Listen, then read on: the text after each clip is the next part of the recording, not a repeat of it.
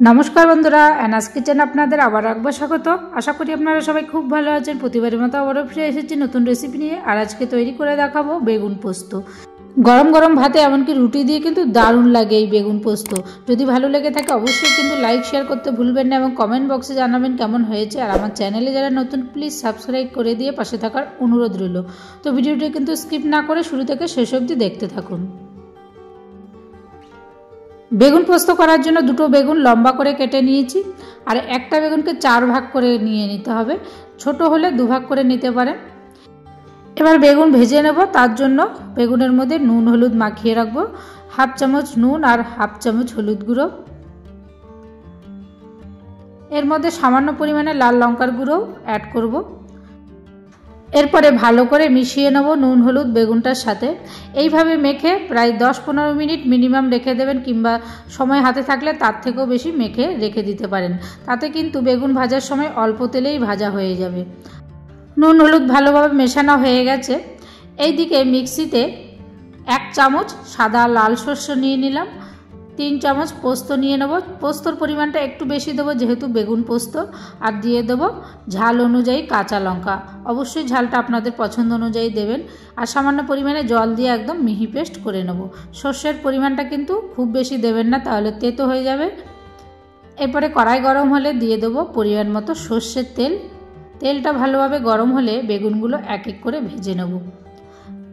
বেগুনগুলো এরকম ডাটি সমেত আপনারা নিতে পারেন, কিংবা ডাটিগুলো বাদ দিয়েও কিন্তু কাটতে পারেন। এপিট ওপিট করে ভালো করে ভেজে নেব। আর বেগুন এই রকম লম্বা লম্বা করে কেটে বেগুন পোস্ত করবেন, দেখতে কিন্তু অসাধারণ লাগে। ভালো করে লাল করে এপিট ওপিট করে বেগুনটাকে ভেজে নিতে হবে। আর খুব বেশি কিন্তু নরম যাতে না হয় সেটা কিন্তু অবশ্যই খেয়াল রাখতে হবে, যেহেতু বেগুনটা এমনিতেই নরম হয়। বেগুন ভাজা হয়ে গেছে, এবার তুলে নেব। আর এই বেগুন ভাজার সময় একদমই কিন্তু ঢাকা দিয়ে ভাজবে না, তাহলে কিন্তু বেগুনটা একদম নরম হয়ে গিয়ে ভেঙে যেতে পারে। তখন কিন্তু বেগুন পোস্ত করতে অসুবিধা হতে পারে। ভাজা হয়ে গেছে সবগুলো। এরপরে ওই তেলের মধ্যে আবারও কিছুটা পরিমাণে সর্ষের তেল অ্যাড করলাম। ফোড়নে দিয়ে দেবো একটা শুকনো লঙ্কা, সামান্য পরিমাণে কালো জিরে, আর দিয়ে দেবো 4টে কাঁচা লঙ্কা।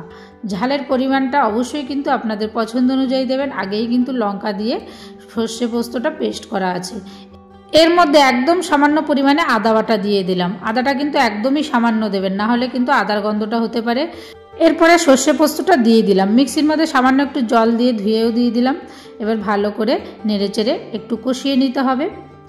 আর এই সর্ষে পোস্তর পরিমাণটা অবশ্যই কিন্তু বেগুনের পরিমাণ অনুযায়ী আপনারা নিয়ে নেবেন। স্বাদ মতো নুন অ্যাড করলাম, অবশ্যই স্বাদ অনুযায়ী নুনটা দিয়ে দেবেন। আর হাফ চামচ হলুদ গুঁড়ো দিয়ে দিলাম। নুন হলুদ দিয়ে আবারও কিছু সময় ভালো করে কষিয়ে নেব।